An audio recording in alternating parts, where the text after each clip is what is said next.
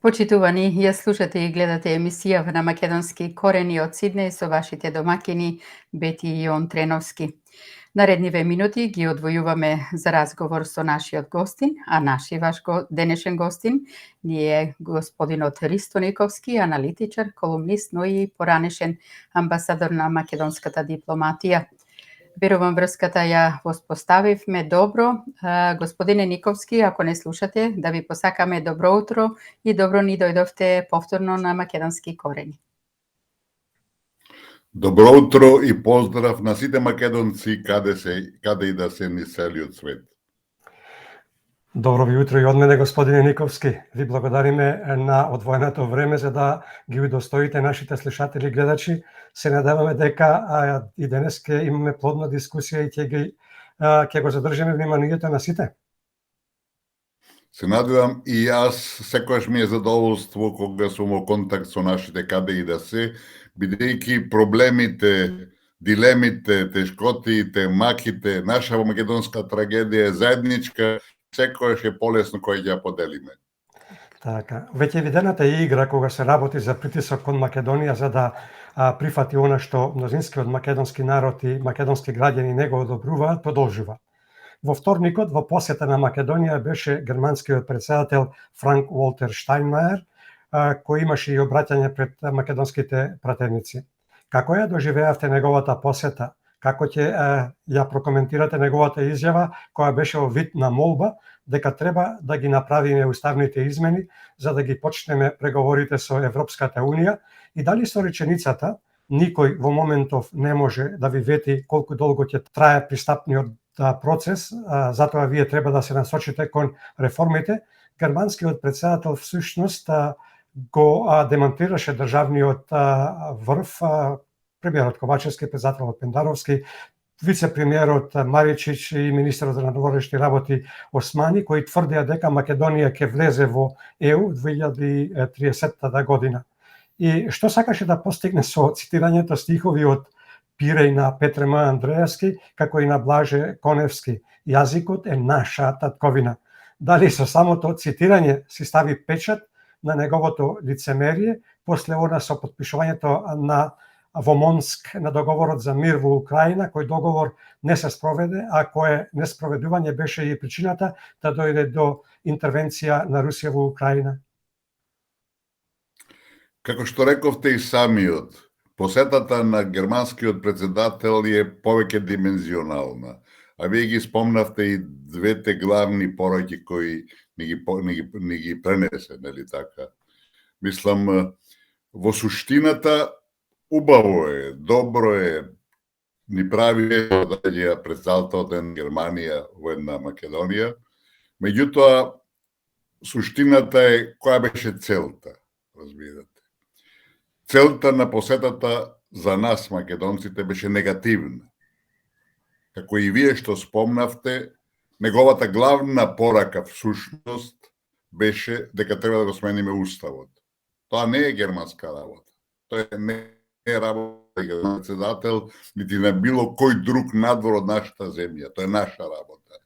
И сугестијата, предлогот, ако сакате, притисокот да го менуваме уставот е нешто неприфатливо и е директно мешање во нашите внатрешни работи. Тоа е уште поизразено и потешко, ако сакате, и потешка квалификација, кога се знае дека Европа всушност работи за интересите на нашата соседна држава, која е со нас во отворена војна, отворено ја поддржуваат, значи, стојат за нејзините нецивилизацијски и средновековни аспирации, барања кон Македонија, и тоа, велам, во целина е неприфатливо во меѓународните односи. Не, ќе повторам, не е германска работа дали Македонија ќе го менува уставот и зашто поготово.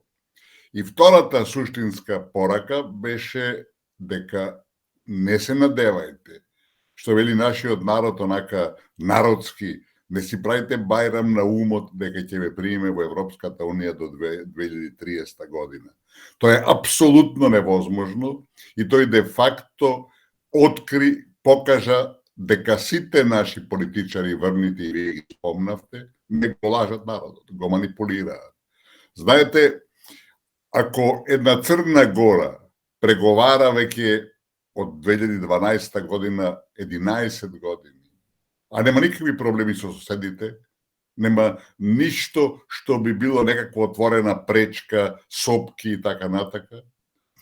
Една мала од 600 гора која како членка на Унијата ништо нема да промени, како и целиот остаток од Балканот кој е надвор од Унијата, 18 милиони луѓе. Ако една Србија преговара од 2014 година, значи 9-та година, иако Србија има сериозен проблем со Косово и може никогаш нема да ја примат, како може Македонија за де факто 5 години да влезе во Унијата? Знаете, ако ние сега сме во процес на некаков скрининг значи скенирање, разбирате, во кој проверуваат кај сте, што сте, зашто сте и така натака, а ние сме за никаде меѓу нас кажано, кој ќе трае до некаде крајот на следната година, значи 23-та година ќе биде горе-долу потрошена на тоа. Значи, ако веќе во 2014-та година, 2024-та година, значи за година и нешто ги почнеме преговорите, за да не примат во 2030 година, тие треба да завршат во 2028 година, бидејќи 29 и 30 година би биле периодот кога тој наш договор, тоа наше членство во Унијата се ратификува во парламентите на сите земји членки. Значи од 2024 до 2028 се 5 години, разбирате. Македонија за 5 години не може ништо да реши. Ние гледаме до кај сме, например, со владењето на правото, кое сега отворено критикуваат и американската амбасадора, иако и тоа не е нејзина работа, во суштина доди јавно, треба тоа да им држи лекција на политичарите, не да излегува во јавност и да изиграва улога на некој неизабран гувернер, иако тоа ни го кажува и амбасадорот или шефот на мисијата на Европската Унија во Скопје, поготово овие денови тоа е актуелно. Значи, велам, теоретски, да све биде идеално, а ние имаме отворени закани од Грција и од Бугарија, дека чекајте, кои ќе почнете да преговарате, ако, дај Боже да почнеме, нели така, тогаш ќе видите вие што ве чека. Јотова, подпредседателката на Бугарија, тука во Битола ми се чини, рече, ние имаше многу голем број можности и голем простор за нови блокади и вета на Македонија. Од Грција и премиерот и председателката ни порача, има уште многу отворени прашања кои треба да ги разрешуваме. Нема тука дилема дека некој нешто ни спрема, ние не знае. Треба да си слеп и глув, нем, да ништо не разбираш и да ништо не можеш да следиш. Велам, посетата од тој аспект е позитивна, што ни стави до знаење луѓе, немојте да се играте мајтап со сопствениот народ, им порача нашите политичари. Од друга страна имаше и позитивни елементи, и вие спомнавте, дали така ги цитираше и Петре Б. Андреевски и дали нашиот гениалец Блаже Коневски, нели така, што даде една убава, да речам, референца неговата посета. И видите, имаше една позитивна нотка во неговите изјави, ги имаше повеќе, нели така, дека ние треба да се бориме, ние треба да не дозволиме да историјата биде главна во сите наши преговори, иако тие не наметна. Меѓутоа, тие наметна, зашто тие ги вршат своите задачи и своите обврски, а не нашите. Ние сме тие кои треба да се бориме да кажеме, чекайте, тоа не може, разбирате.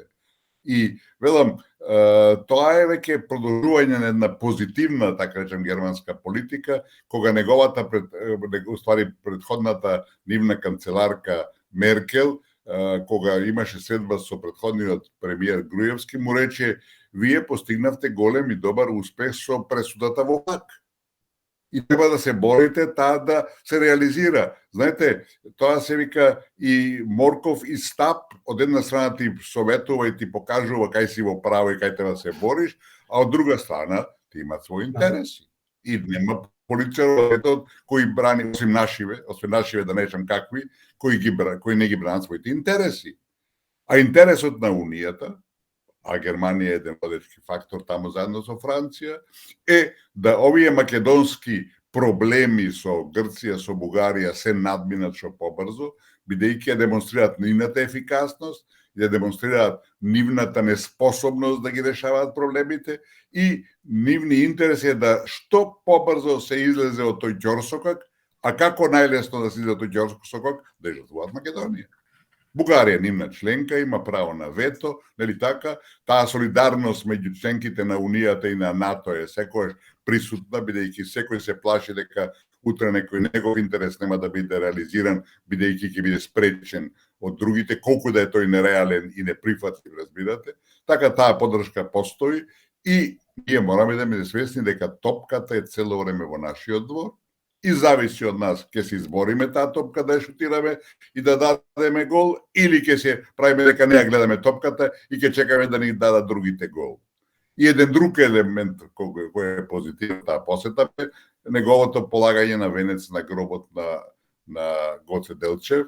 На некој начин тој се замери на бугарите и покажа дека го почитуваат нашиот однос кон нашата историја, велам како што беше и со Меркел и со нашите аргументи, да речем, али велам, ако вие самите не се борите и рече со страст треба се борите за тоа што е ваше право, разбирате, и ќе изгубите и ќе бидете поразени, ќе бидете избришани ако треба и све. Така да велам, е повеќе димензионална, во суштината е интересот на Германија и на Европската Унија да се решат тие проблеми со Бугарија, кои им пречат нив, и дека жртвата на тие, како што беше и на времето со договорот од Нивици и именувањето на Уставот, е Македонија да попушти, да се предаде ако сакате, да ги изгазде своите основни фундаментални национални интереси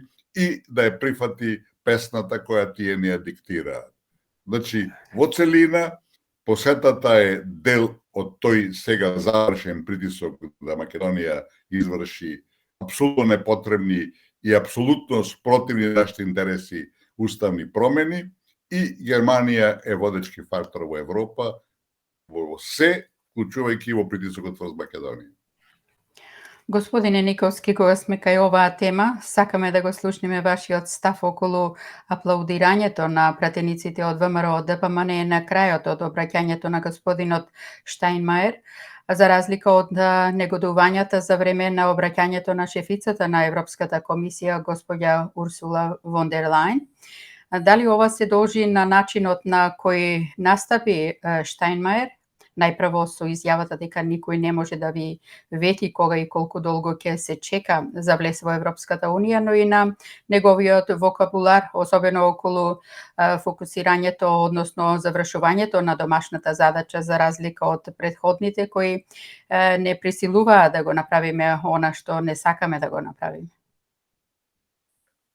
Видите, има голема разлика меѓу фон дер Лејен, премиерката на Европската Унија, и председателот на Германија.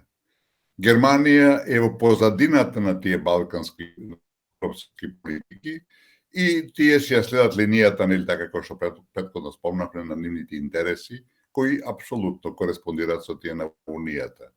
Нашата опозиција немаше избор освен да реагира така, бидејќи се работи за Високостин. Тој демонстрираше, како што и наведовте и вие и јас, голем број на позитивни работи, цитати со кои не така го потврди нашиот јазик, го потврди нашата историја на некој начин и сето тоа, додека Европската Унија и фон дер Лејен е символ на тоа малтретирање кој ни го прави Брисел веќе 30 години и кое нема никакво оправдување. Начинот на кој Брисел не третира е понижувачки, срамен, нецивилизацијски и наша е грешка што тоа го толерираме. И се правим, можем не забележуваме. Така да, при нејзината посета во Скопје и парламентот, кога меѓу другото, се играше мајта повторно со нас, спомнувајќи дека вашиот јазик си е ваш јазик, вие си го зборувате, па чиф е. Не на комшиите, наш јазик е тоа, разбирате. Со тоа ништо не кажа, де факто кажа дека тоа нас не обврзува со други зборови, што вие зборувате и како зборувате, ќе видиме што ќе ви направиме, а ќе ни направат да ни го да не го признаваат на крајот тоа, мислам, не треба да има никакви дилеми, бидејќи да не забораваме на крајот од таа епопеја, ако било когаш почнат преговори, когаш Македонија стане членка на Уединената, а затоа ќе треба најмалку уште 20 години да поминат, по моје длабоко уверување, разбирате, на крајот од денот, на крајот од сето тоа, бугарскиот парламент, бугарското собрание треба да го потврдува нашето членство. Мислите ли вие или некој било кој македонец, да речем нормален македонец, што ги разбира работите, дека Софија ќе гласа да македонски јазик има во Унијата? Никогаш не се случи тоа. Така да, велам, мораме да бидеме свесни дека проблемите нас не ги сервира Брисел. Јас сум објаснувал повеќе пати, се повторно ќе кажам, за сценариото со кое се работи интензивно веќе 30 години, да се затвори една за секогаш македонското прашање, стојат Соединените американски држави. Тоа е нивни концепт, нивни политики, а бидејќи тие доминираат во светската политика на еден, ако сакате на крајот од кришата, и вулгарен начин, разбирате, сите во Европа ги следат нивните инструкции.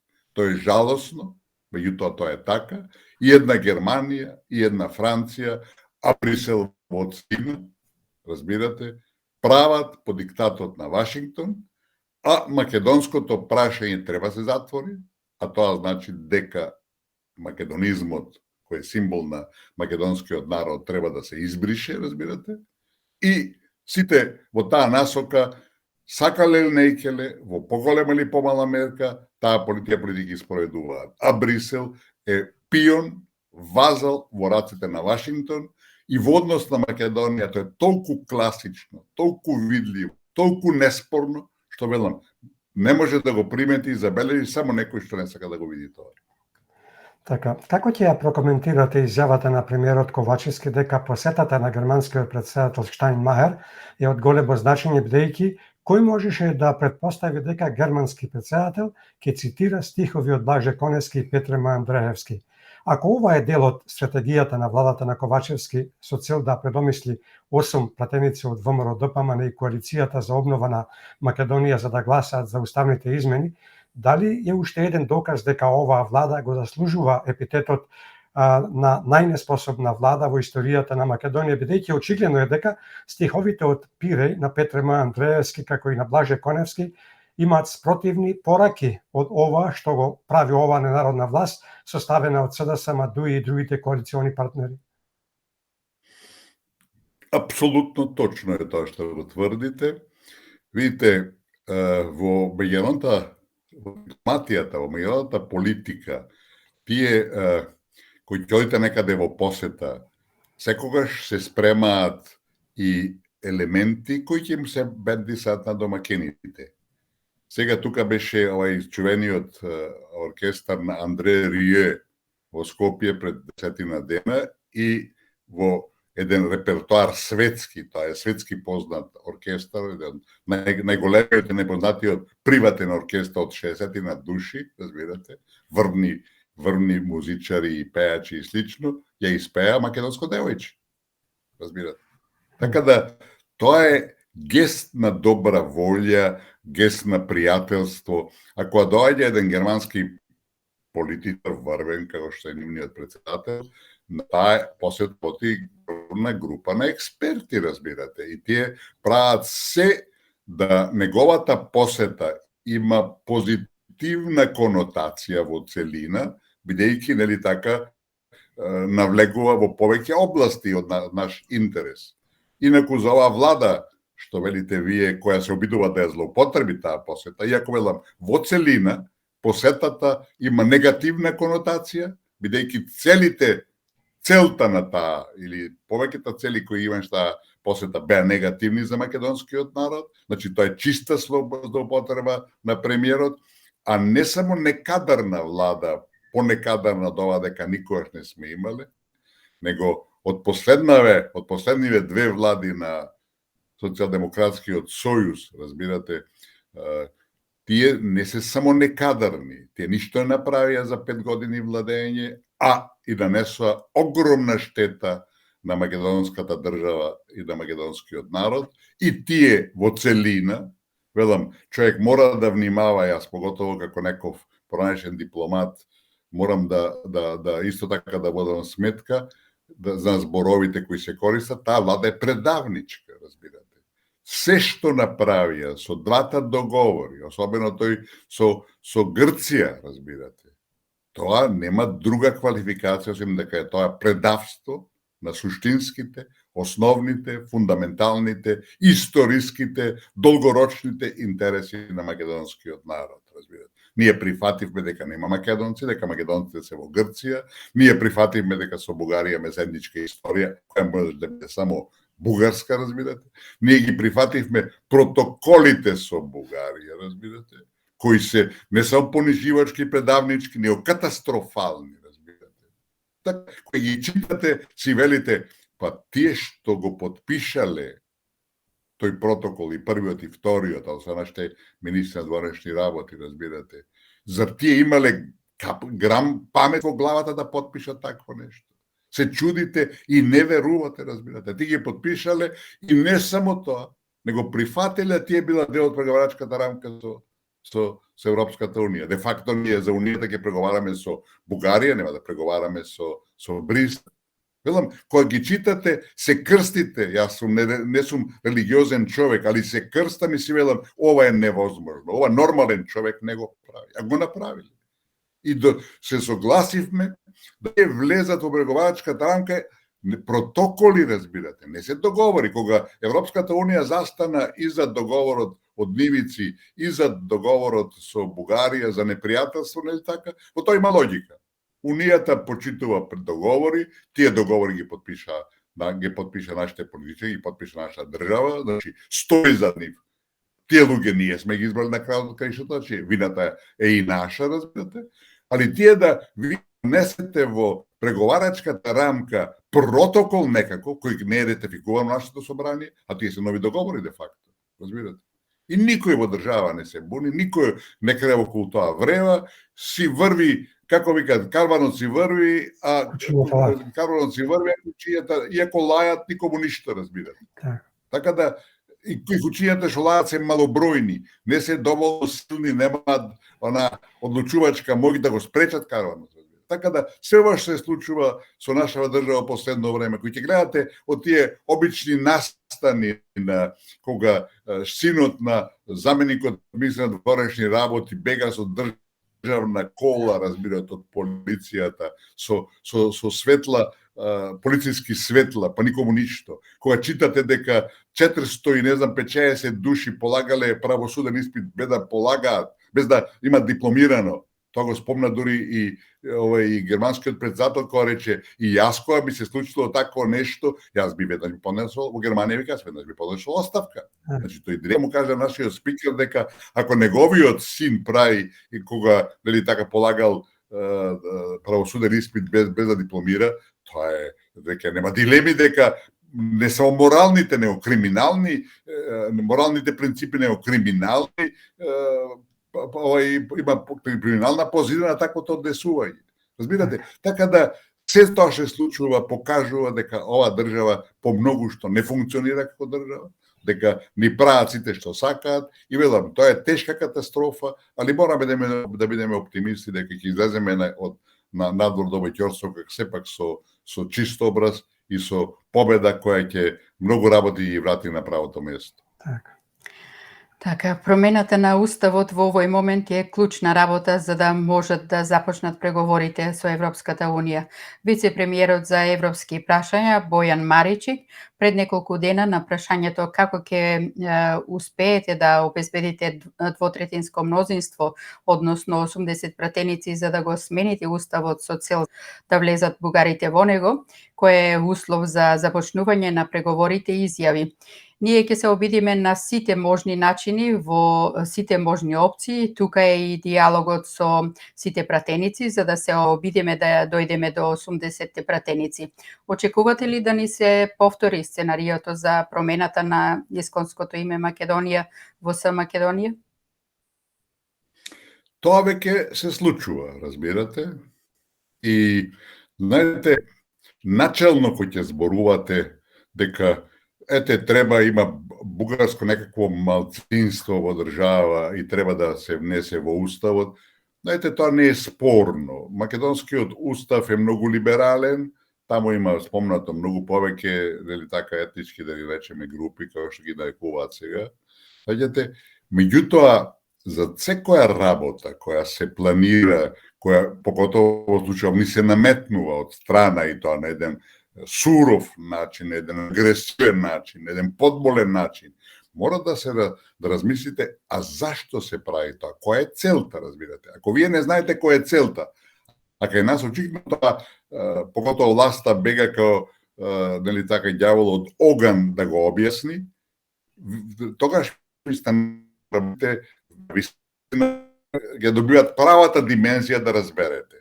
Знаете, пред неколку години, 10 години можеме, бугарите почнаа со иницијатива да бугарското малцинство влезе во нашиот устав. Набргу се сепна, сватија дека тоа е глупост, ако веќе цело време тврде дека сме ние бугари, не може во Македонија да има бугарско малцинство, разбирате. И сега тие евалуира до смисла дека бараат да бидат конститутивен народ.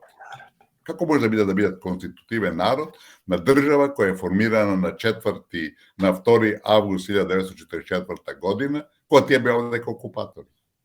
Значи, која е целта? Ако се тие конститутивен народ, не може во 44 година да биде окупатори. Значи, тие се во најмала рака администратори или ослободители. И не само тоа, него бидејќи политиките, ги спомнавме чии, нели така, за бришење на македонизмот, за бришење на македонците као народ, за што во нивица е направен еден голем, огромен исчеко, разбирате, неки ние прифативме дека македонци нема овде като се во Грција, разбирате. Значи е прашање сега бугарите одат со бришење на македонскиот јазик и докрајчување на она што е од македонизмот останато, разбирате. И што, кој ќе ги пишат македонците, кој ќе остане во нашиот устав? Бугарите. Таа политика на бугаризација на македонскиот народ е дел од вкупното сценарио како да се затвори македонското прашање, како да се подели и федерализира Македонија, што исто така во напредна фаза. Најголем исчекор беше двојазичноста, кога прифативме дека оваа држава е двојазична, со една целосна злоупотреба од страна на албанците, разбирате. Значи, од една страна ги имате албанците, од друга страна ги имате бугарите, македонци нема. Во уставот веќе имате, нели така, клаузула во која вели дека бугарите се конститутивен народ. Македонците сте ги избришале, работа е завршена. Знаете, за разлика од нас, странците све прават на еден софистициран начин, разбирате, на еден долгорочен начин, каде полека го градат и ги прават темелите за своите политики, а ние како наивни и недоветни се правиме, многу често се правиме дека не разбираме, иако многу често ние што ни спремат и готват, разбирате, и на крајот кога времето поминува, полека ќе сватите, ама чекајте што се случило. Знаете, ако вие не реагирате на време, ако некој сака да вие запали куќата и гледате ви прави оган за разбирате, ќе биде горе куќата. И тоа се прави како забележуваме и кој ќе се освестиме, веќе ќе биде доцна. Така да сето тоа што се случува е испланирано на еден филигрански начин. Целта е многу јасна, ја споменавме и ја повторивме повеќе пати, да се затвори македонското прашање, а ние играме на нивните карти, се правиме недоветни колку и да не сме, и на крајот од денот кој ќе сватиме што се случило, веќе ќе биде доцна. Велам, мораме пак да бидеме оптимисти дека тоа нема да го дозволиме, али раните се длабоки, последиците ќе бидат трајни по многу што, али се уште може огромен дел од тоа што ни е направено да се реши и да се надмине.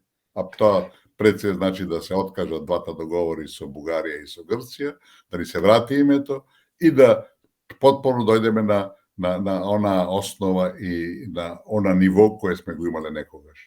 Так.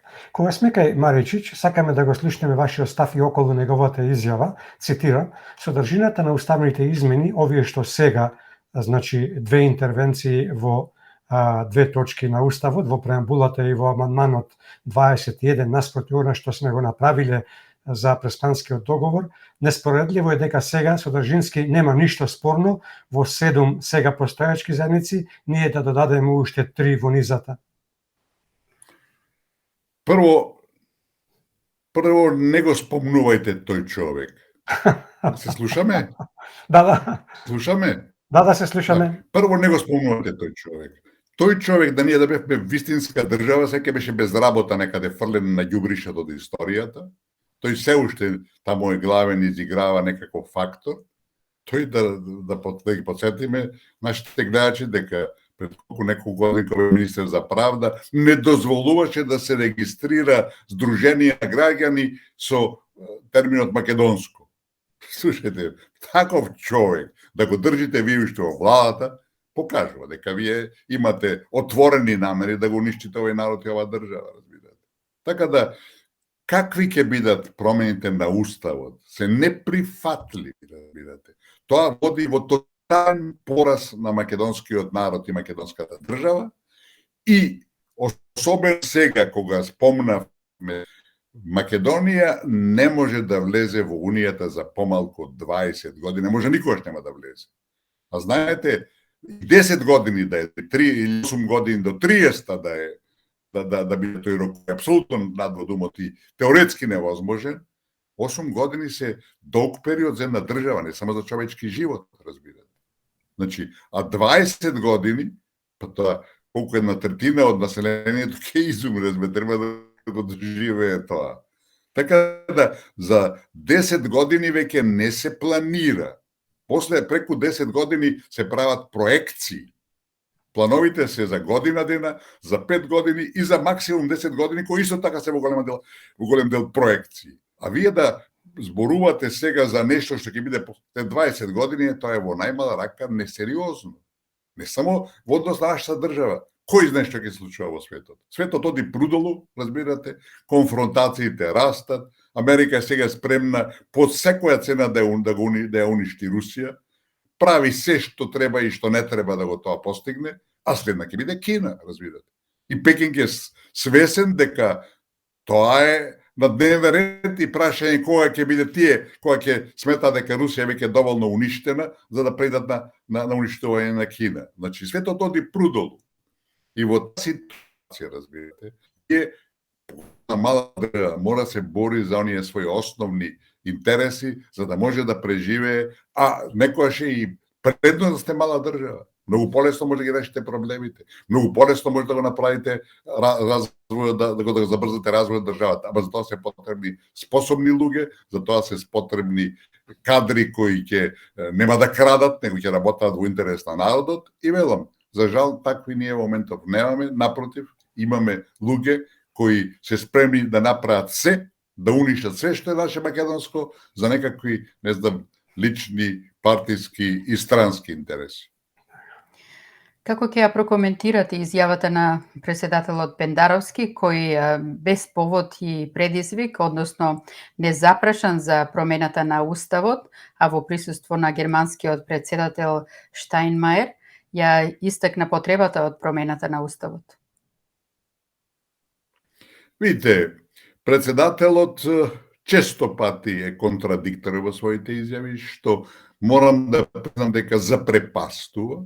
Знаете, ако сте веќе вие некоја функција, вие морате водите сметка што сте кажале вчера, позавчера, затоа што сега, благодарејќи на електронските медиуми, све останува, све е забележено.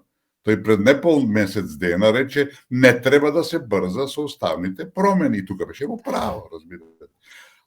А сега вели дека треба да го решиме тоа што поетно.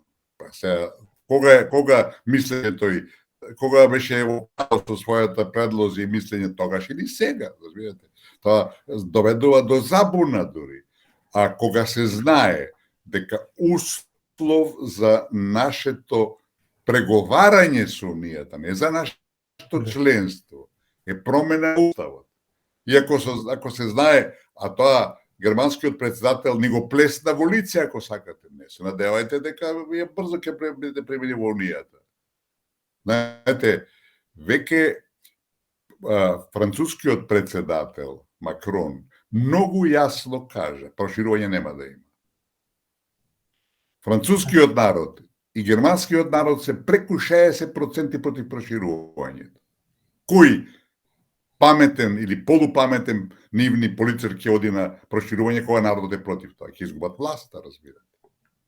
Промените во процедурите за преговори со Унијата, кои ги направи Франција, која во еден момент и го блокираше почетокот на Македонија за тие промени, се такви да ниту една од 6 преостанати балкански држави не може да ги исполни. Никој не знае и не е свесен дека сега има 6 кластери за преговори. За секој кластер да се, значи некаде 33, 34 до 35 прашања, односно како ги викаат, поглавја. Овие не е важно. Значи, за било кој кластер да се затвори, потребна е согласност од сите 27 членки на Унијата. Значи, не само на крајот да преговорите. Кога Бугарија и Грција ќе им дадат согласност да отвориме некое поглавје? Никогаш. Освен ако не соблечат до крај, разбирате, дека не разгола до крај.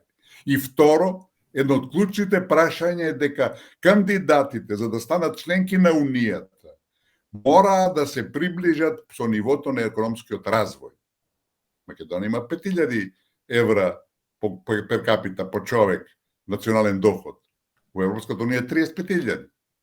Значи Македонија, за да биде компатибилна со економскиот развој на другите земји, треба да има макар 20.000, разбирате, пер капита по човек. Тоа Македонија за 50 години може да го постигне.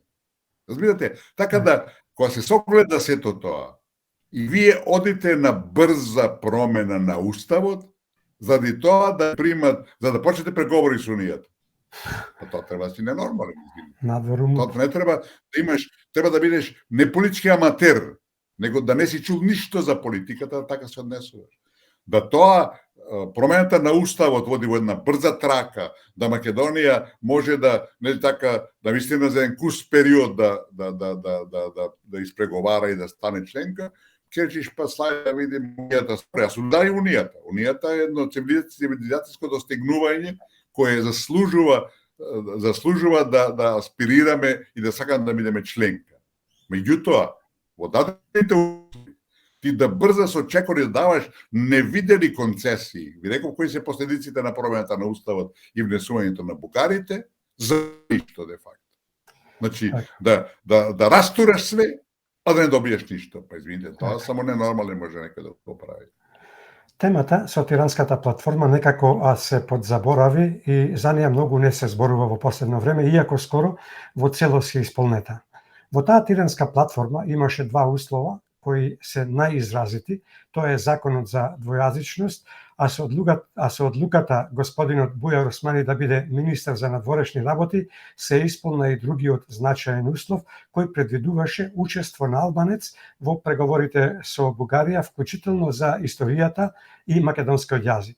Сега сме сведоци дека на оние кои ја спроведуваат тиранската платформа, тоа е ДУИ, како и за оние кои ја правеа шарената револуција за преземање на власта без да бидат победници на парламентарните избори, им е се дозволено, имајќи во предвид она се што за што сведочиме со секојдневните корупцијски и криминални скандали. Дали може да се каже дека со шарената револуција и со тиранската платформа ја загубивме државата и како да се избориме против овие две зла?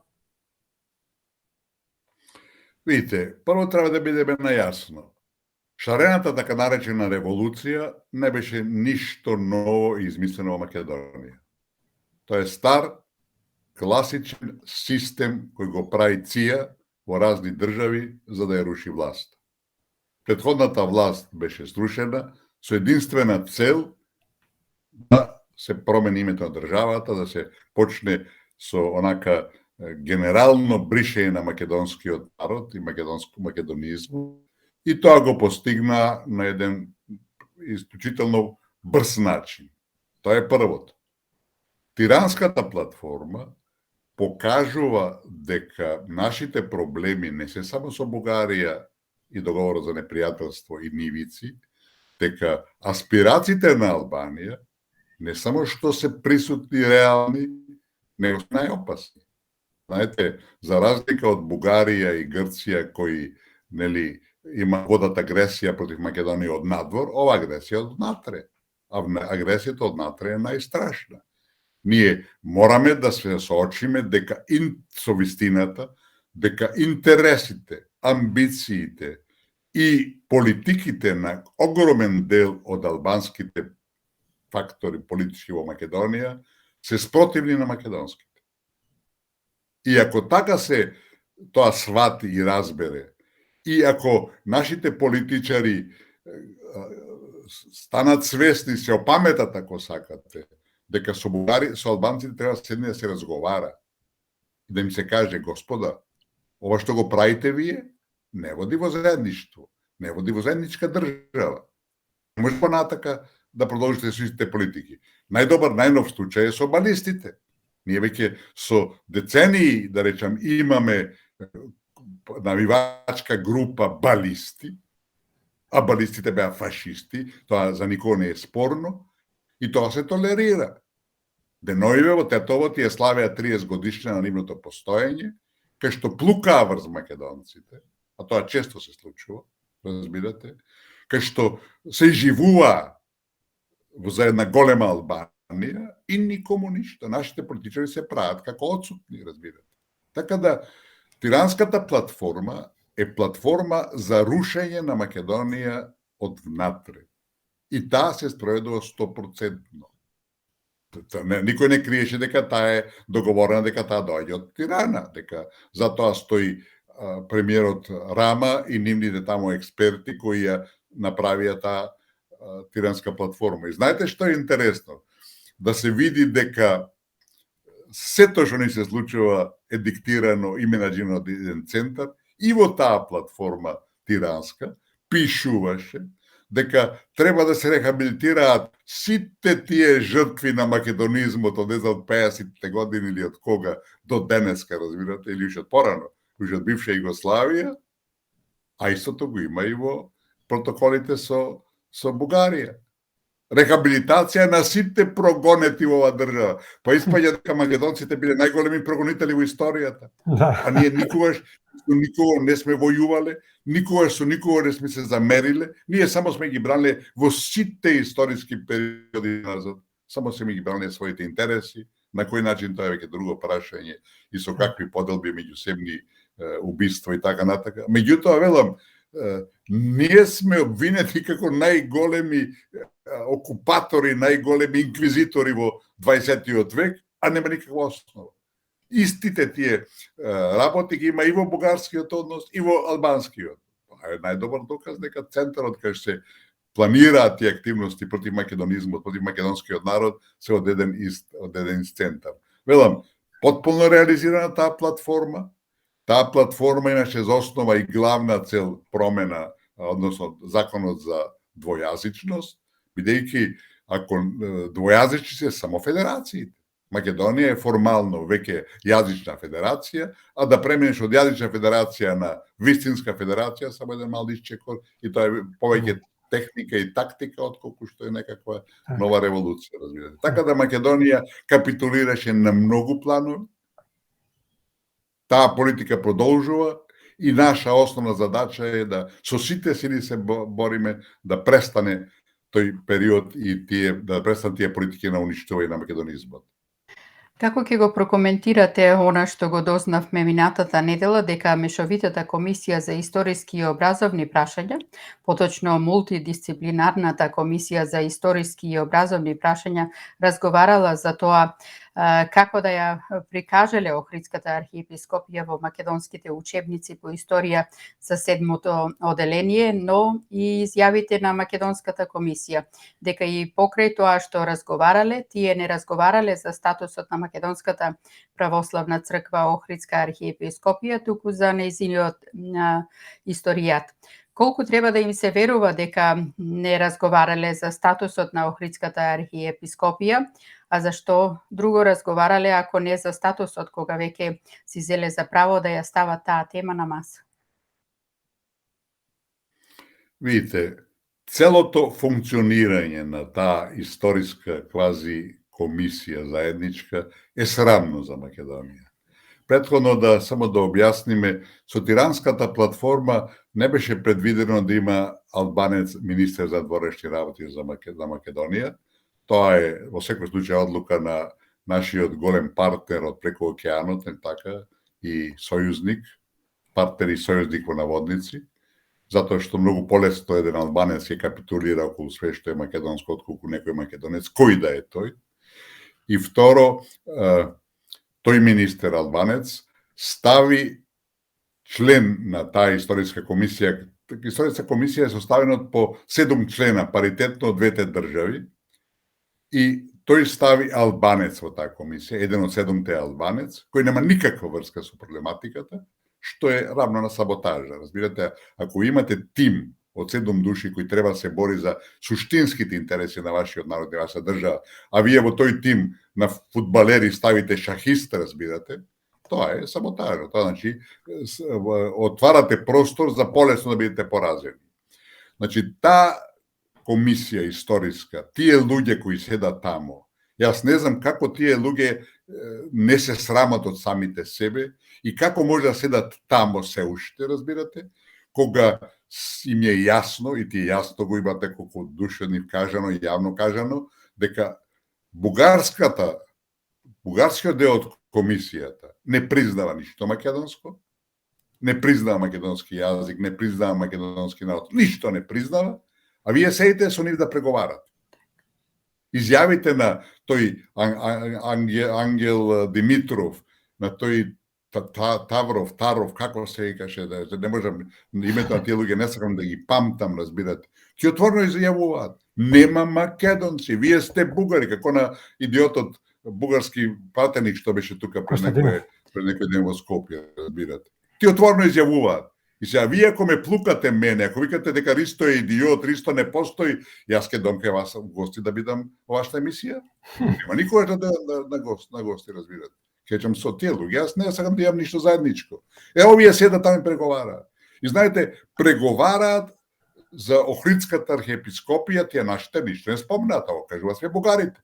Ние све што работи комисијата да знаеме од Софија, затоа што овие се срама да кажат, и прават работи кои се апсолутно неприфатливи, разбирате. Значи, вие да седите да разговарате за историјата со некој што вели дека немате ви историја, па вие сами од себе сами од себе правите будала, разбирате. Доветен човек, саѓате. Така ќе треба подхитно да престане. И после да се бара школу, договор и така натака и така на. Ќе го седат тамо. Прво треба да постават тие наши умници, разбирате, треба да постават во било кој нивни документ, учебник или било што, а сигурно во сите има дека ние сме бугари, дека ние немаме македонски јазик, дека тоа е бугарски јазик, историјата не е заедничка, разбирате. Прво ќе кажете, променете ги сите документи официјални, сите ваши учебници во кои тврдите дека ние не постоиме и после тоа може да разговараме. Разбирате, тоа е толку едноставно, тоа е толку просто, што не треба ни грам памет да така реагираш. Меѓутоа, тие се добро платени, зборувам за нашиве, тие водат политика, не историја, не расчистуваат историја, им одговара ги полнат джеповите, а тоа што ја расподаваат Македонија и македонскиот народ не дава за тоа 5 пари. Ама тоа ние го толерираме, разбирате. Дека овај народ не стане и каже готово, тоа не може повеќе, разбирате, така ќе ни прават. Така, господин Николски, ако може малку побрзо или ако може само, Што имате да кажете за скандалот со изборот на шефот на Скопското јавно обвинителство господинот Ислам Абази, како и со полагањето на правосуден испит без диплома од страна на синот на спикерот на собранието Талат Џафери? Очекувате ли да има разврска за овие скандали кои се случуваат по она познатата народна каде што бургија не буши, буши притиската книшка на Дуи? Ја потврди ли аферата со синот на Џафери, но и неколку други сета гнилост на македонскиот правосуден систем, а со тоа и на целиот македонски систем по сите основи и полиња? Апсолутно. Апсолутно тоа се случи. И знаете, изборот на новиот шеф на тоа специјално обвинителство, односно за обвинителството за организиран криминал, ја покажа целокупната трулост на македонскиот правен систем. Апсолутно од А до Ш. Предходно беше најавено, знаете, Дуи не ги крие своите политики. Рекла дека човекот ќе биде нивни. Така и бидна, разбирате. Целокупната трулост на системот правен Македонија се покажа. Значи, тоа не може да се случи без директно влијание, директно менаџирање на целиот процес на изборот на новиот шеф на тоа обвинителство, што значи дека во македонскиот правен систем доминира политиката и така ќе биде понатак.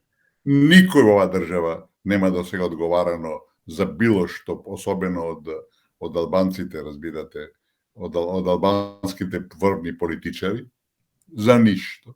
Законите за нив очигледно не важат. Ќе потсетам на тоа што беше полицајката што не нивни функционер сакаше да го казни за паркинг, разбирате, кога испадна дека се удрила од автомобилот негов или што ли беше таму, разбирате. Мислам, тоа е дури гротескно е што се случува, никаква правда. Напротив, ги спомнавме случаите со тие правосудни испити, разбирате, да го спомнеме и пасошот на украинецот, да спомнеме тие претходно 215 колку ли беа. Покажуваат една таква трулост на правниот систем и на целата држава, што тоа не само да загрижува, него тоа мора да запрепастува. И тоа мора да бара итни разрешувања, итни чекори кон нови избори, бидејќи оваа власт не е способна било што, не напротив, она е веќе длабоко во калта и може само уште подлабоко да заглави. Како ќе го прокоментирате ставањето на равенство од страна на министерот за внатрешни работи господинот Оливер Спасовски, помеѓу случувањата на 27 април со сегашните дојави на бомби во средните, а сега и во основните скопски училишта? И дали му верувате на неговите изјави дека имале лица кои биле осомничени, но чекале потврда на некои факти пред да обелоденат за кого или за кои лица станува збор? Тоа е уште само еден нов доказ дека државата не функционира. Знаете, ова што се случува со училиштата е трагикомично, повеќе е комично колку трагично, разбирате. Вие во овој свет на електронски комуникации, да не можете колку месец дена има повеќе како почнаа тие провокации, разбирате, кои доаѓаат очигледно, може најверојатно од странство, да не откриете кој стои за тоа, тоа покажува тотална неспособност. И не само тоа, ако сме ние членка во НАТО, кибернетската заштита, разбирате, е една од тие нивни заеднички политики. Треба побарате од нив. И тие, бидејќи се во на тоа поле неефикасни, него врвни, за пола ден ќе го решат, за да нечам за 2 сата ќе го решат. А од друга страна, кога гледате дека целиот систем не ви функционира, дека децата се вознемирени, родителите се вознемирени, кој има наједноставно решение. Школи ќе ставите полицајци да ги чуваат школите во 3 смени. Колку? До сега беа главно средните училишта, сега ги фаќат и основните училишта. Тоа ќе се реши. Ставите 3 во секоја школа, па нека има 10, разбирате, јавувања електронски дека има бомби. Вие знаете дека таму не може да има бомби, разбирате. Значи решение има. Само ако знаете и ако сакате да го решите проблемот. Или ако сакате вака да изгледате главни дека видите вие се борите, а тие други не напаѓаат, разбирате, тоа е веќе гледам, гротескно е тоа и комедија, бидејќи решение има, али нашите покажуваат дека се апсолутно некадарни да го решат тоа. И на еден начин, и на друг начин. Кога сме кај Оливер Спасовски, како ќе ја прокоментирате неговата изјава која ја даде пред само еден ден, дека историјата не била дел од рамката за преговори, туку дека била дел од билатералните односи со кои ќе се справувале и дека преговарачката рамка немала врска со билатералните односи? Па и да човекот да ги разбира работите. Тоа е факт дека историјата е билатерален проблем, меѓутоа валда се надевам дека на човекот му кажале дека Бугарија успеа протоколите кои ги подпишавме на еден катастрофален, еден предавнички начин, де факто влегоа како дел од преговарачката рамка и ние дека историја ќе преговараме со Брисел, односно со Бугарија преку Брисел, што значи дека ние прифативме дека нашата историја не е наша, туку е бугарска. Така да, велам, не знам, прво, зашто човекот се меша во работи кои не му се надлежност, и второ, зашто зборува работи кои не држат вода и кои им се јасни и на децата. Мојот внук кој има 17 години, се тоа го разбира очигледно подобро од нашиот министер за внатрешни работи. Ајде малку и за скандалот со случајот Онишченко. Према вас, од колкави размери е оваа афера, поточно скандал кој го зафати целиот безбедносен систем во Македонија? Видите, тој скандал јасно и директно покажа дека нашиот безбедносен систем не функционира, дека таму има многу раскитани луѓе и дека и тамо диктира политиката надвор од сите безбедни, односно узанси и клаузули. Подхитно треба да една широка чистка меѓу тие луѓе, бидејќи тоа не е резултат ни на еден човек, нити на неколку души, него тоа покажува дека системот држава не функционира. Таму тврди од Агенцијата за национална безбедност подпишале нешто што не смеа да подпишат. Меѓутоа, дајме да се ставиме во улога на владата. Согласноста да се даде пасош, односно патна исправа на странец, секогаш ја донесува владата. И се во владата, поставете се вие јасни членови таа влада. Доаѓа барање за некој има иначе да се разбереме, порано имало случаи од Русија, имавме борачи кои добија македонско државјанство и кои ни донесува некој медал на Олимписките игри и така натака. Али борењето е македонски традиционален спорт и тука можеш да бараш некој нешто, не така за да ја зајакнеш својата позиција во светот. Имаме и наши луѓе кои донесува медали од Олимписките игри. Али еве во коњичкиот спорт кој во Македонија не постои де факто. Да му дадете некому да изгласате државјанство за тоа, извините, тоа покажува дека сите тие што гласале биле свесни дека прават криминал. Така да, тоа покажува дека системот како таков не функционира, дека некој си игра и прави што сака, има некаква доминација и дека ако така функционираме како држава, тоа не покажува дека не сме држава, туку сме нешто пострашно и од протекторат. Така. Што се крие зад изјавата на председателката на Судскиот совет, Павлина Црвенковска, сега веќе која си поднесе оставка, за постојањето на судска бизнис елита, која беше и причина за незината оставка? И како ќе ја прокоментирате изјавата на премиерот Ковачевски, каде што ја повика, сега веќе поранешната председателка на Судскиот совет, да ја образложела оставката и да каже кои биле тие што им вршиле притисок? Случајот исто така открива една катастрофа на македонската држава. Вие за председателка на Судскиот совет поставувате лице кое нема ни ден поминато во судството. Тоа е исто така како да ставите тренер на фудбалска репрезентација, некој што никогаш не бил на фудбалска утакмица, ти знаеш што е тоа фудбал, разбирате. Тоа покажува тоа мешетарство на политиката, која се игра со системот, разбирате, за своји цели, а во овој случај, објавно е и клучно е, вие, како дел од судскиот систем, не само дел, него врвото од судскиот систем на државата, кажувате дека сте биле под притисок, под влијанија, под закани, а не кажувате кој го прави тоа. Па таа нејзина должност е да се бори против таквите појави. А таа вели јас се повлекувам затоа што сум под притисок. Па чекајте сега, ти ако како си, значи да била еден ден судија, ќе знаеше дека како судика треба да излезе кој го прави тоа, зашто го прави тоа, да покрене кривична одговорност, разбирате. Значи таа вели кривичната одговорност која ја прават, превземаат врз мене, не е важно, разбирате. Јас ќе се повлечам. Тоа е повторно трагедија на оваа држава, која покажува дека ништо не функционира, дека се прави од некаков центар кој може да биде ваков или таков, на штета, на долгорочните интереси, на престижот, на животот на овој народ, разбирате.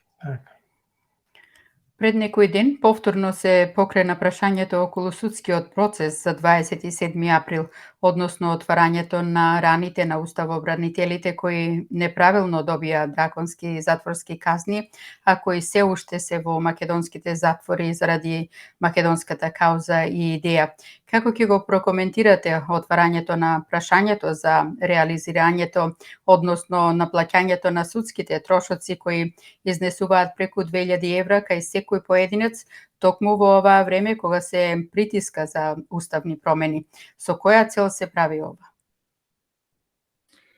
Срам е за оваа држава и за секој нејзин граѓанин тоа што една група на луѓе кои немаат ништо лошо направено против сопствената држава и народ, чмаат во затвори на колку 15-20 години, 15-20 години осудени на робија. Тоа е срам, разбирате. И никој ништо не презема. Судбината нивна си е судбина нивна, а ние сите сме си чисти, си молчиме и си гледаме своите работи. Знаете, било кој друг народ да е во прашање, такво нешто нема да дозволи. Да не одиме подалеку. Да беа тие албанци, разбирате? Секој ден ќе беа на улица албанците и ќе направија апсолутно ќе направат државата нефункционална додека тие не бидат ослободени. Па вие знаете што се случуваше во повеќе тие од Смилковското езеро, разбирате. 5 пати го повторува случајот, кај што беше јасен и чист како солза, разбирате. Има такви повеќе случаи, барат меѓународен мониторинг и така натака и така натака. А ние си молчиме. Тие 2000 евра, разбирате, во крајната линија е само символиката на тој наш срам, на тоа наша недоследност, на тоа наша незаинтересираност за тие што ништо немаат направено против оваа држава, а се прогласени терористи. Терористи станаа луѓе кои веројатно никогаш во животот немале пиштол во рака, разбирате. А терористите се убици, разбирате.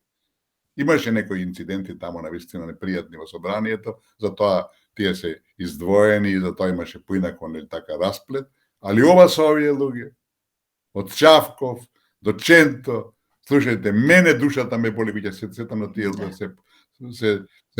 тие луѓе и велам, чувствувам и јас срам што тоа го толерираме и не преземаме ништо да се тоа прекине таа траекторија понижувачка, срамна за овој народ и за оваа држава.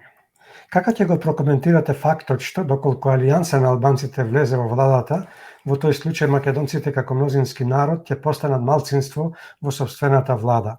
Дали окрупнувањето на парламентарното мнозинство со евентуалното приклучување на Алијанса на албанците се прави или ќе се прави под притисок на меѓународната заедница и бриселските бирократи, но и САД, само заради стравот од тоа дека ВМРО ДПМН на следните избори може да формира влада и ќе им ја расепи Балканата игра.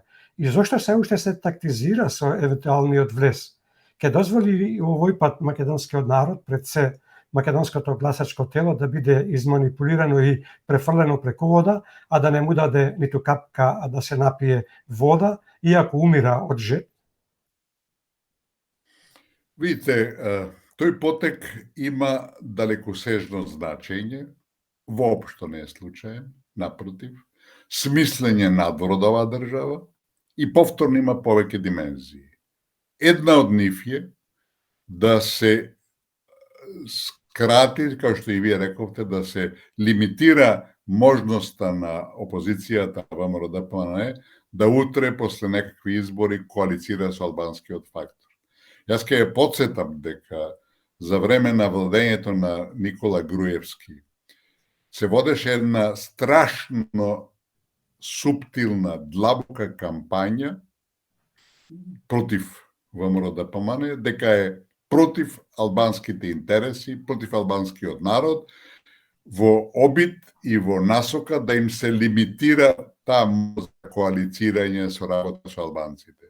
Факт е дека ВМРО-то, освен на почетокот на времето на од 90-те години, на времето на Љупчо Ѓоргиевски, кога тие навистина има погрешен став од албанците, никогаш Груевски неговите не беа против албанците на никаков начин, напротив, им дадоа концесии кои апсолутно не смеа да ги пружат повторно колујатот, или така. И таа политика продолжува. Значи, тоа е едната страна до медалот, да се лимитира можноста на ВМРО после следните избори да коалицира, бидејќи Алијансата на албанците беше апсолутно опозицијски определена, беше носител на тие обиди и да се руши оваа власт, а сега одеднаш ќе стане соработник и нивни, да речем, пион во рацете. Втората димензија е, знаете, Дуи и нивниот лидер водат една извонредно осмислена политика. Јас сум убеден дека ти имаат странски и веројатно американски советници кои ги научуваат, упатуваат, ако сакате образуваат, и бидејќи поделбата во Дуи е сега сериозна, таа огнена група, а таа огнена група доаѓа од Скопје, значи целта е сега на некој начин со прифаќањето на Алијансата, Дуи на некој начин, бидејќи Алијансата чим лезе во владата, така ќе стане на некој начин пион на Дуи. Иако тие се обидуваат и тараваат, цело време спомнува, тие се независни, вамо, тамо, тоа се прикази за деца. Тие на некој начин ќе станат пион во рацете на Дуи. Така да Дуи на некој начин се обезбедува и на следните избори да победи. А велам, во целина, составот на владата, веќе ако не се лагам, сега се 10-10 министрите, 10 албанци, 10 македонци. Спијадат овие, веројатно нема, ќе биде веројатно 11:9 за албанците.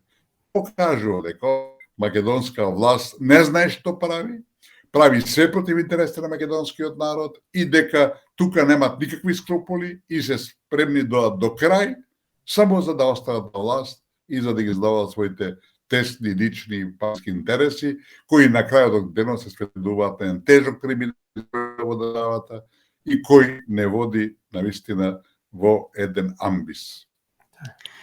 Како гледате на изјавата на премиерот Ковачевски, која во четвртокот ја даде од Куманово, во која изјава рече дека, цитирам, Мицковски да одговори дали бара од странски политичари да му помогнат за да дојде на власт, а кога тоа ќе се случи, ќе го смени уставот, а која пак изјава беше веднаш демантирана од страна на ВМРО-ДПМНЕ.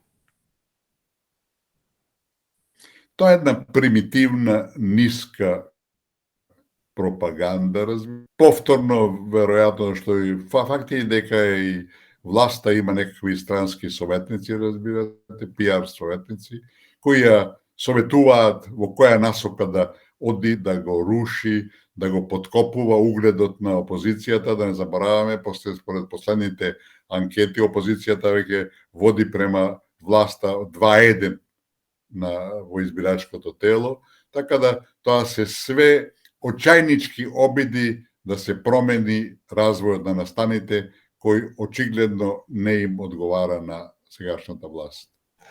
Со какво право сега посегнуваат по промената на Уставот, исто како и во 2017, без при тоа да има парламентарни избори, на кои избори народот врз основа на изборните програми треба да гласа и да одлучи на кому ќе им го довери мандатот за избор на влада. И доколку, не дај Боже, се најдат уште 8 пратеници сребролюбци или пак, не дај Боже, на осумина да им измонтираат судски пресуди и процеси, за да дојдат до фамозната бројка од 80 пратеници. Каков епитет треба да им се даде на таквите?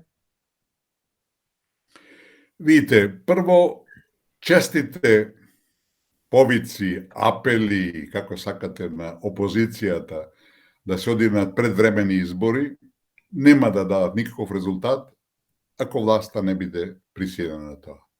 Значи, опозицијата мора да размислува за начини, како што беше на времето шарената револуција и други потези кои беа правени од страна на сегашната власт, тогашна опозиција, да наметне, да присили на неизбежни предвремени избори.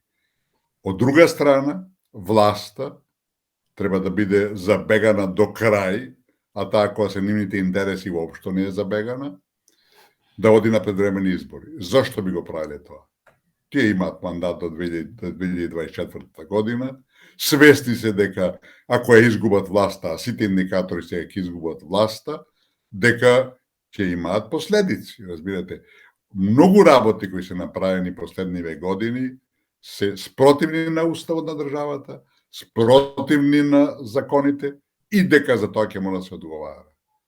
Сега, за жал, составот на Уставниот суд, на Врховниот суд е таков што власта има мнозинство и од ништо не се плаши.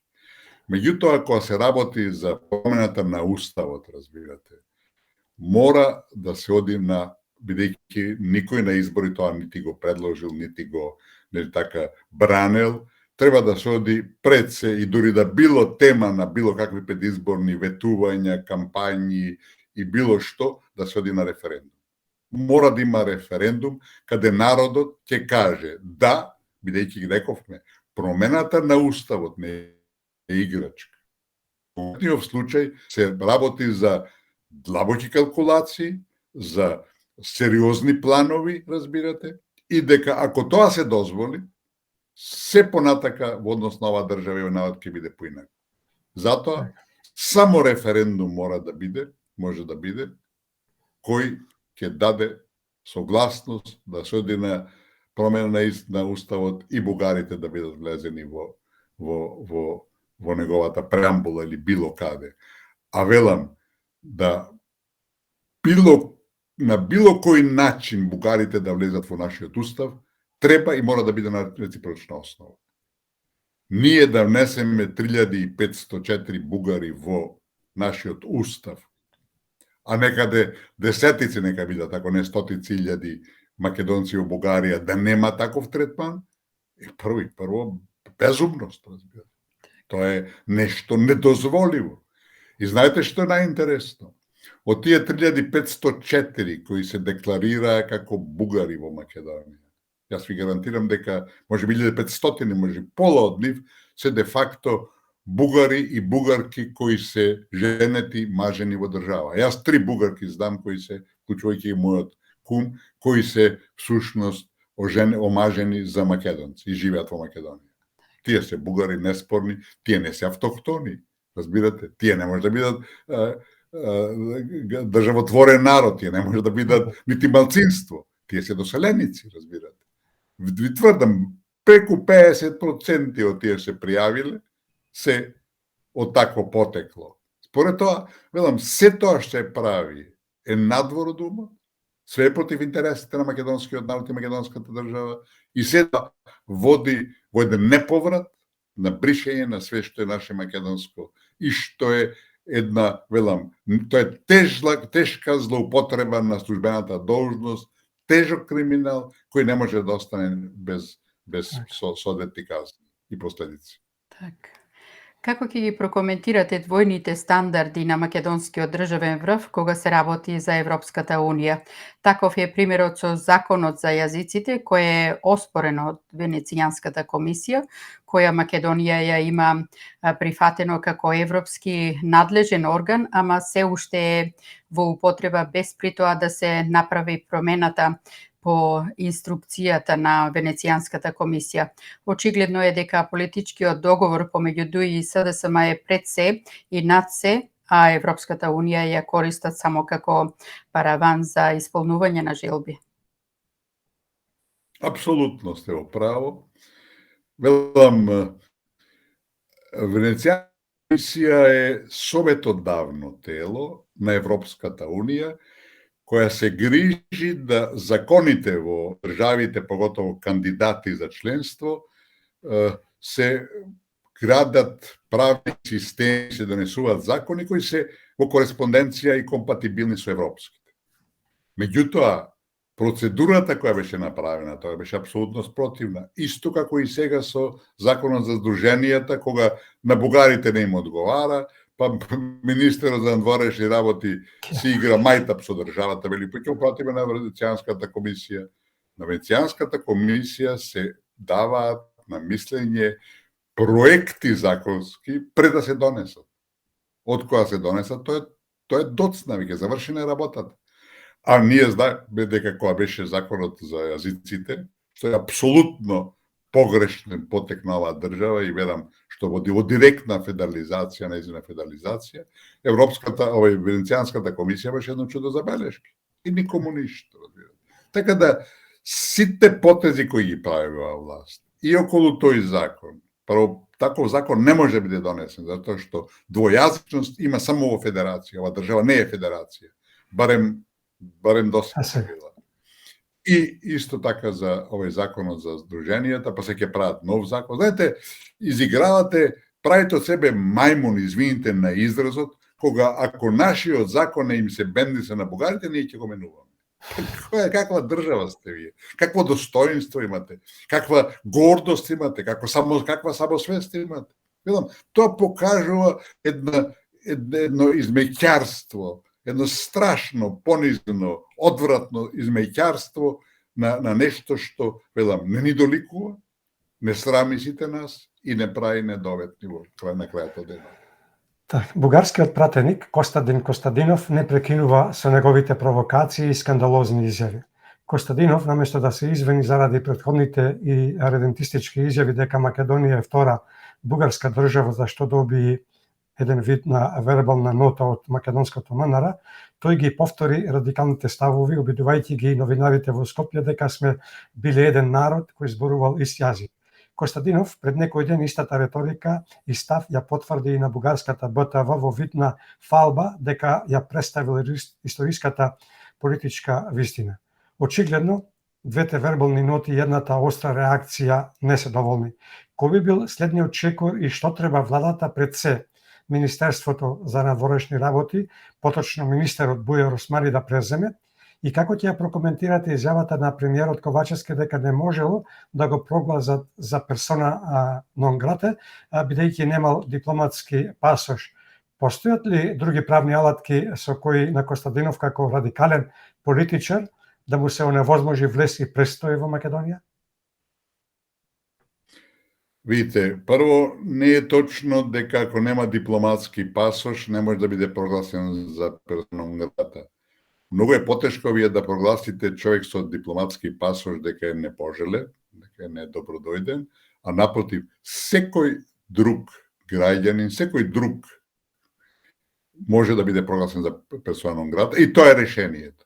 И тоа требаше, тие ноти што му ги праќаше нашето министерство, тој не ги ставаше на крај памет, разбирате. Напротив, тие му го креава рейтингот.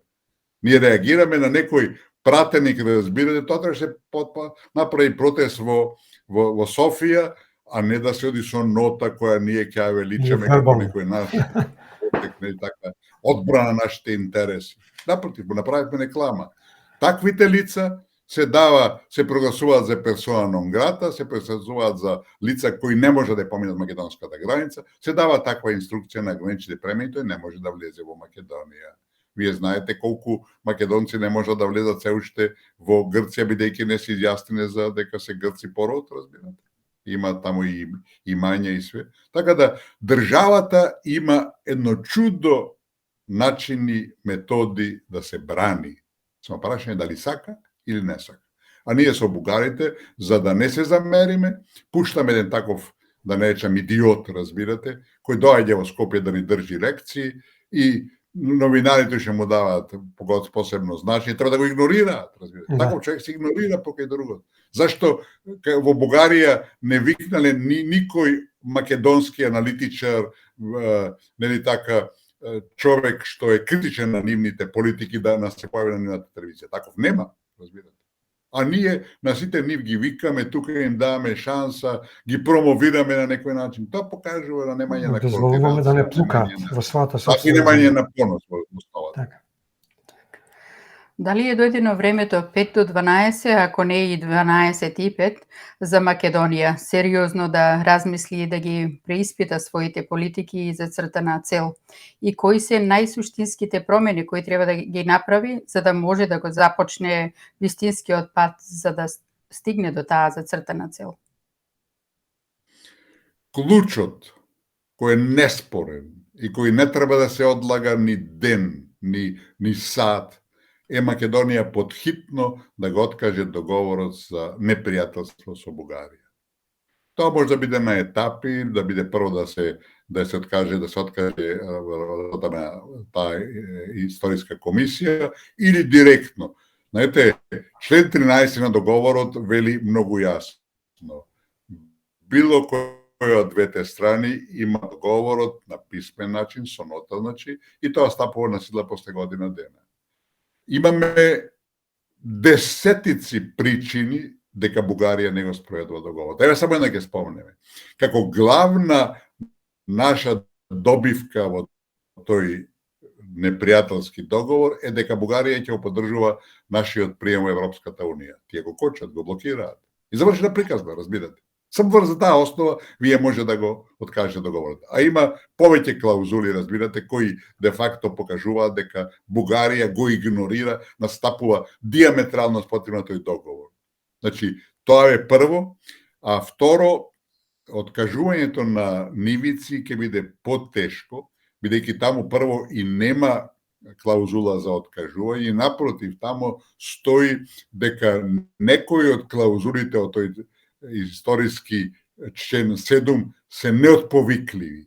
Такво нешто не може да има во дипломатијата, разбирате.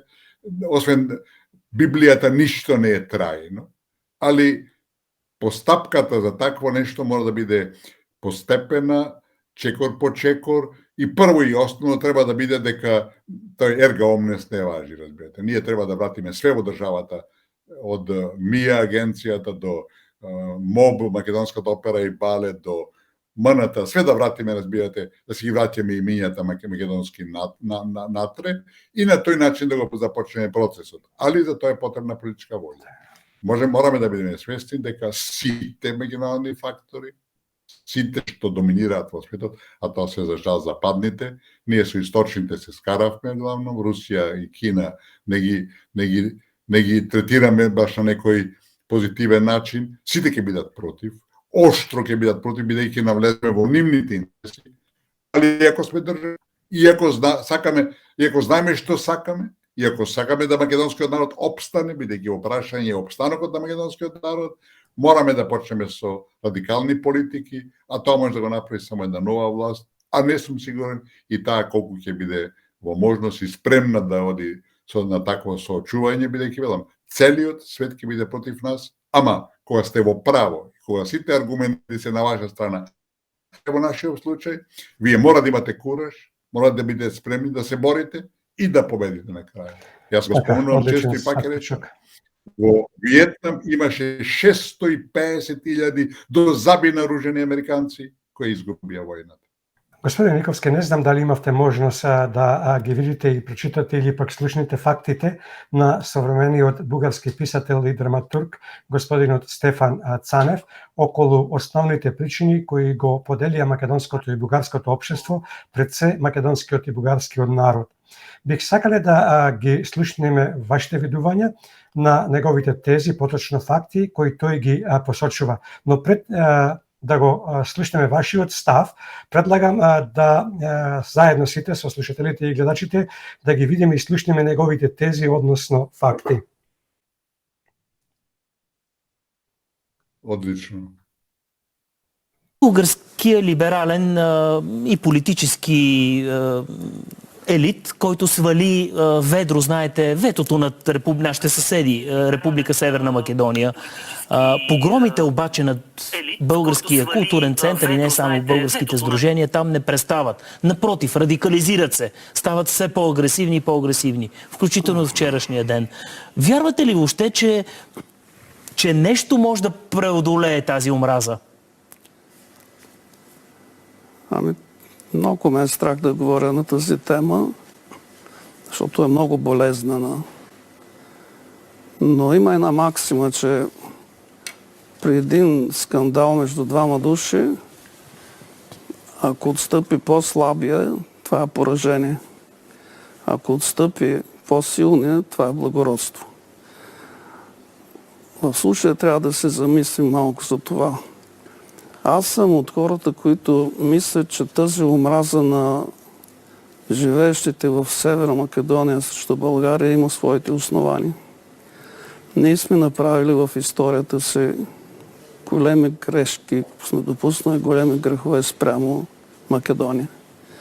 Още като се почне от Преображенското въстание, всички тогава са се надявали, че България ще се намеси и ще им помогне да се освободят. България дори нота не е изпратила на Турция, протестна нота за това, което се случва. Никаква помощ. И от тогава започва това отдалечаване, за което говорим. И не бива да премълчаваме и другото, което се случва по-късно. Има и предателски акт. Ние сме направили тайно споразумение за подялба на Македония между Гърция, Сърбия и България.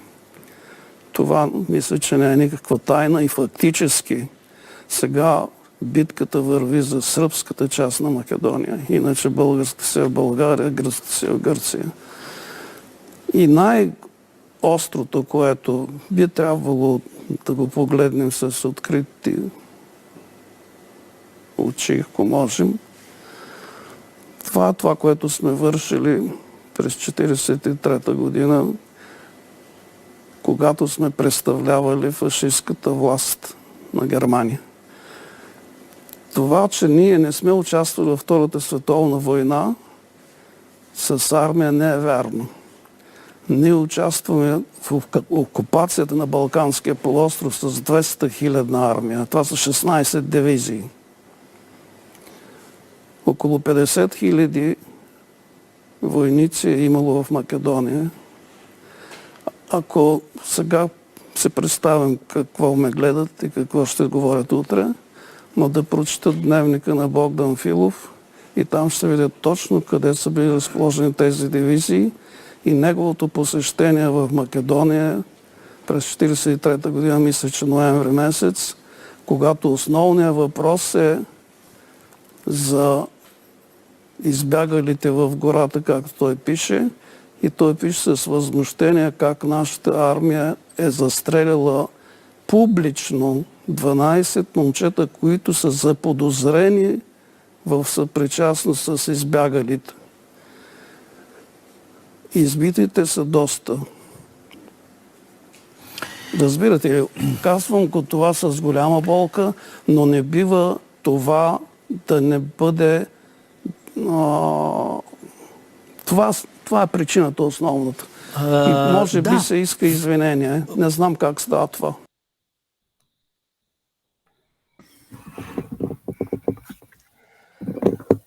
Што човек може да каже после това? Видите, во Бугарија неспорно дека еден голем дел од интелектуалците мисли така, меѓутоа тие не смеат да дојдат до израз и самиот човек рече, се плашам, рече. Затоа што направено е јавно, изградено е јавно мислење во Бугарија против Македонија. Знаете, тие отворено лажат дека после Втората светска војна сме убиле 20.000 бугари, 100.000 сме прогонувале, и знаете, и нас тука некој да не го вергла тоа, за било која држава, ние ќе имаме према таа држава, апсолутен анимозитет. Значи, тие го манипулираат јавното мислење, создадоа една клима да имат и невиден подршка меѓу народот против Македонија, и ваквите изјави се многу ретки. Човекот апсолутно точно кажа, разбирате, тие беа окупатори, тоа е факт. Тие за време на Илинденското востание, знаете, Бугарија беше држава. Тие, ако беа заинтересирани и сакаа да помогнат, може војска да пружат. Разбирате, тие ништо не направи.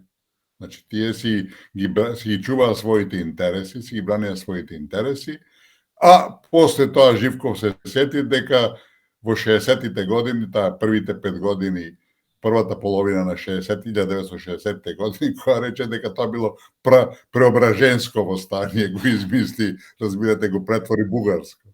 Така да, тие луѓе не доаѓаат до израз и нема да доаѓаат уште долго време, бидејќи оваа бугарска политика, треба да бидеме апсолутно свесни, е долготрајна, има создадено масовна, широка поддршка кај народот, таа ќе продолжи и со други зборови Македонија мора да калкулира дека сама мора да најде основа, начин и патишта со кои ќе се соочи и ќе го разбие овој бугарски национален шовинизам.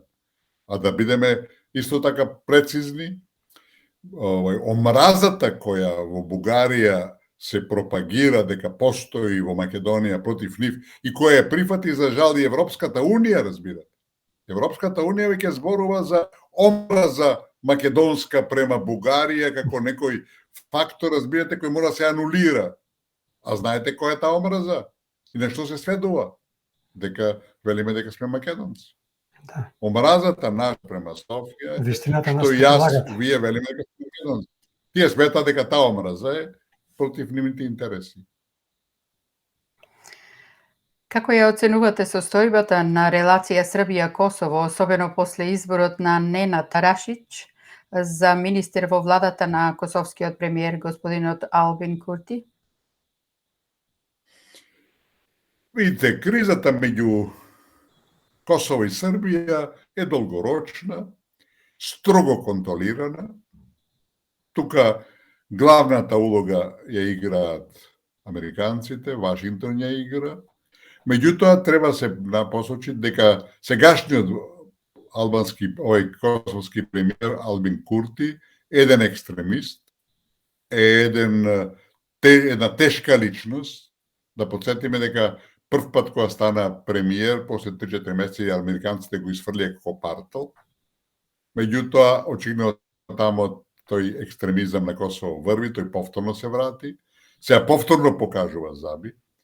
Американците често пати не се во можност да влијаат на тој човек, а тој се диктира темпо. И ова што го направи со изборот на нов српски министер, кој е така по албански избор, не српски избор, го суди самите американци. Кризата е строго контролирана, тоа е силен притисок врз Србија покај другото.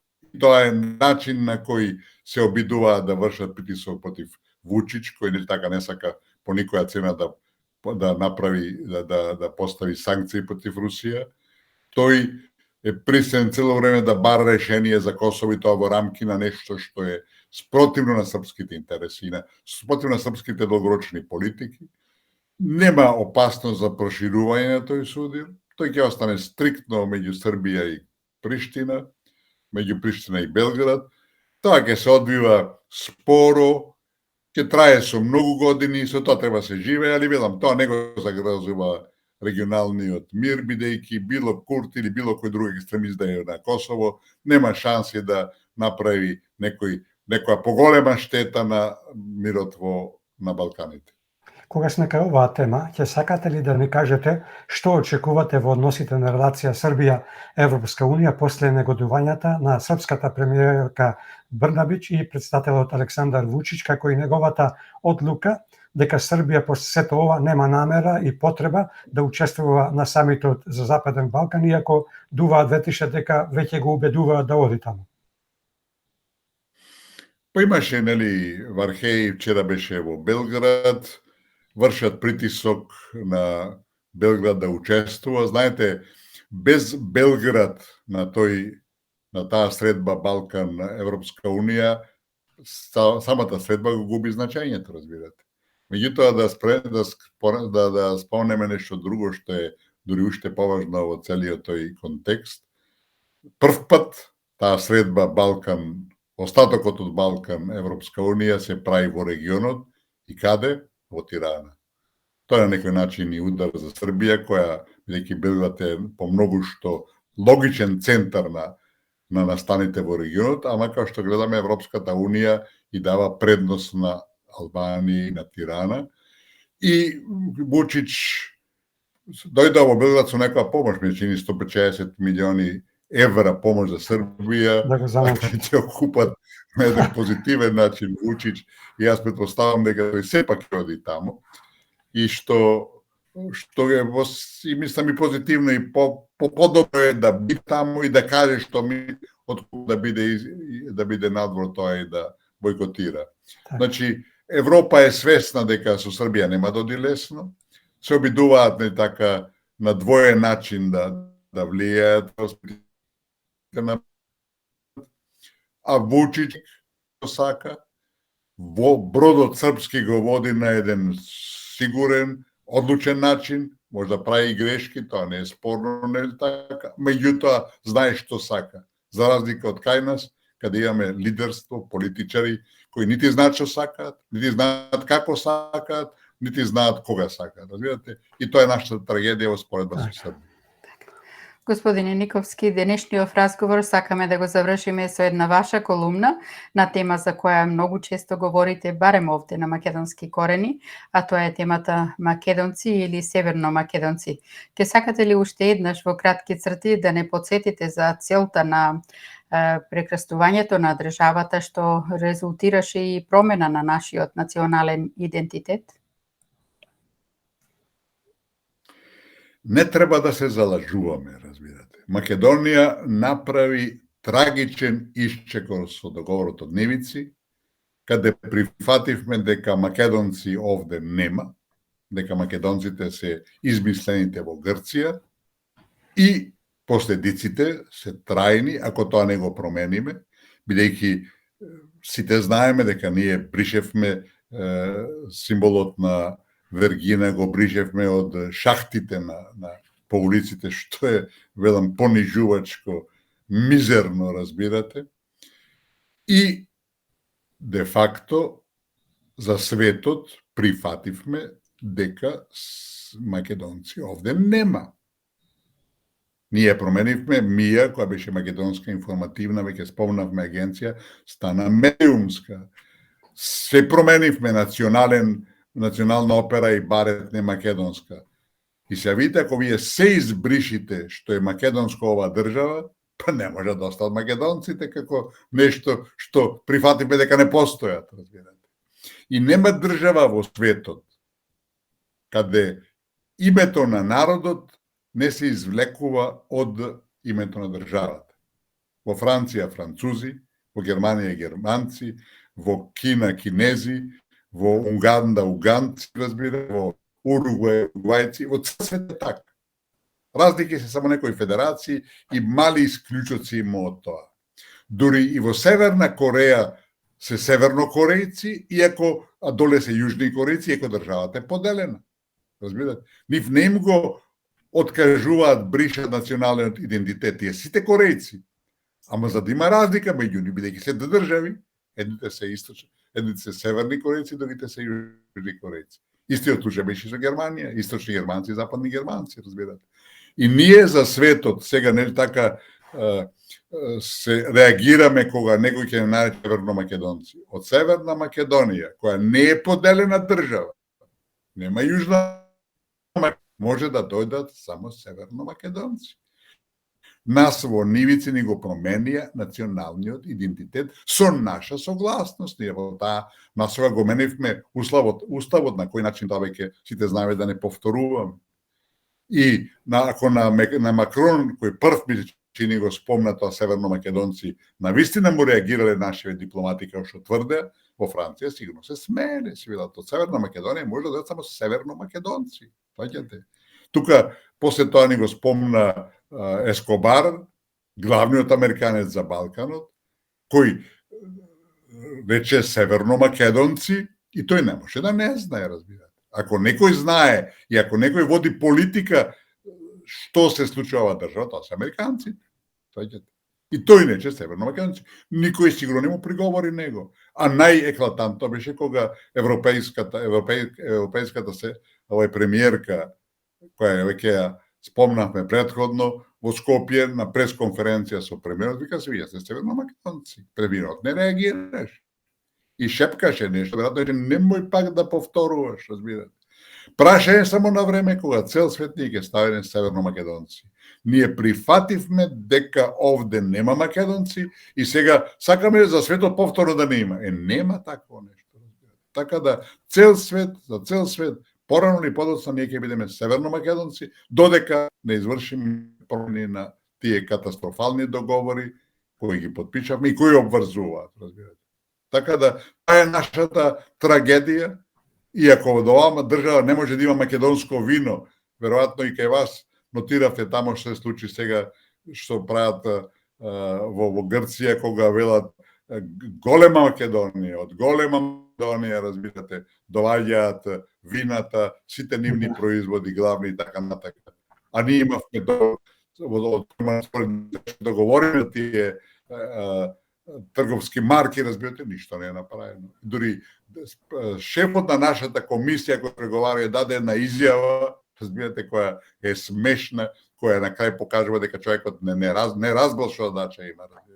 Али тоа е нашата трагедија кога ставаат политички личности да решаваат работи од прагматична вредност, разбирате, работи кои имаат секојдневно влијание и на крајот од денот се чудиме што ни се случува. Тоа е резултат на нашата некадарност, на нашите погрешни политики и на нашата усмереност во правец на по секоја цена членство во Унијата, а тоа нема да биде можеби никогаш.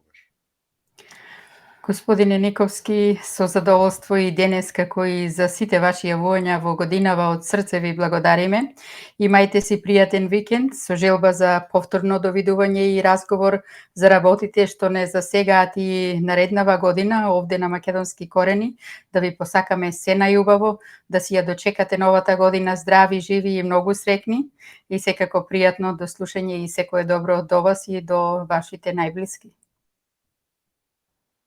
Ми беше големо задоволство повторно да бидам во контакт со вашите гледачи. Многу лоши работи кажавме кои се реалност за нашата држава и за нашиот народ. Јас пак ќе повторам, оптимизам мора да има. Има Господ, ја не сум религиозен човек, али има Господ. Работите си доаѓаат на свое место, само треба да помине време, али треба и да се бориме за тоа. И јас мислам дека македонецот ќе го уништеле одамна, ако било тоа возможно. Тоа не е возможно, ние сепак сме на некој начин некаков пирај, разбирате, и мислам дека со промени на власт, со наше позиционирање во насока на одбрана на нашите фундаментални интереси и универзални права, македонецот ќе опстане, македонската држава ќе си го врати сјајот кој го имаше. И велам, нека биде среќна и весела и со многу здравие новата година сите македонци низ целиот свет и со надежта ли последна умира, али овој случај мислам дека е реална, дека ќе успееме да вратиме голем дел од тоа што ни е неправедно и насилно одземено. Поздрав за сите, беше големо задоволство, чувајте се и ќе победиме на крајот денот. Среќно да испатите оваа година, уште посреќно да дочекате наредната и една покана до сите наши слушатели и Facebook пријатели и гледачи да ги читаат вашите колумни во Плюс Инфо. Навистина се интересни и поучни. Благодарам многу. Пријатно Поздрав. и Секој е довидување. добро, Македонија Се вечна. најбаво.